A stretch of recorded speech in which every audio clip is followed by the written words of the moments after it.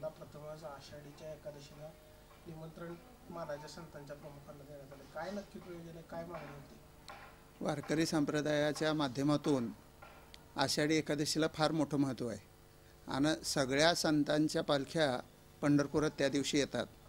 म्हणून परवाच्या मुख्यमंत्र्यांच्या बैठकीमध्ये देहू संस्थानचे आदरणीय माणिक महाराज, मुक्ताई संस्थानचे हरणे महाराज आणि पंढरपुरातील नामदेवरायांचे वंशज निवृत्ती महाराज नामदास यांनी भगवंताच्या शासकीय पूजेच्या वेळेस 10 मानाच्या प्रमुख पालख्यांच्या संस्थानला उपस्थित राहण्यासाठी प्रस्ताव दिला आणि तो प्रस्ताव मान्य झाला.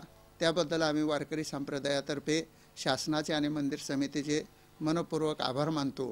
कारण ही 10 मानाच्या पालख्या म्हणजे 10 पालखी सोहळ्यातल्या प्रत्येक वारकऱ्याचे प्रतिनिधी म्हणून त्या ठिकाणी उपस्थित राहणार आहेत आणि त्याचा आम्हाला आनंद होतोय.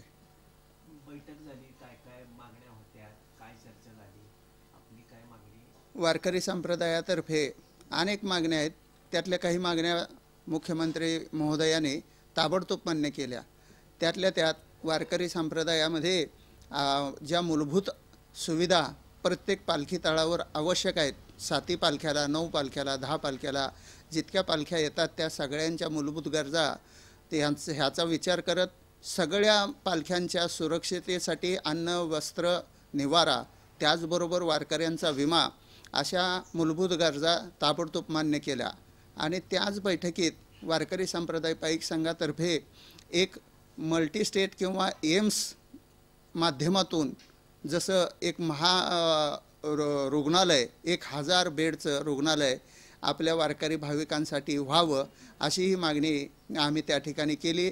त्याचा गांभीर्यानं विचार मुख्यमंत्री करतायत आणि त्याच्यावर आरोग्यदूत मंगेशजी चिवटे हेही ह्या प्रस्तावावर विचार करतायत आणि तो लवकरच पारित होऊन वारकरी भाविकांसाठी पंढरपुरामध्ये 1000 बेडचं भव्य दिव्य असं हॉस्पिटल उभं राहील अशी वारकरी संप्रदायाची अपेक्षा आहे.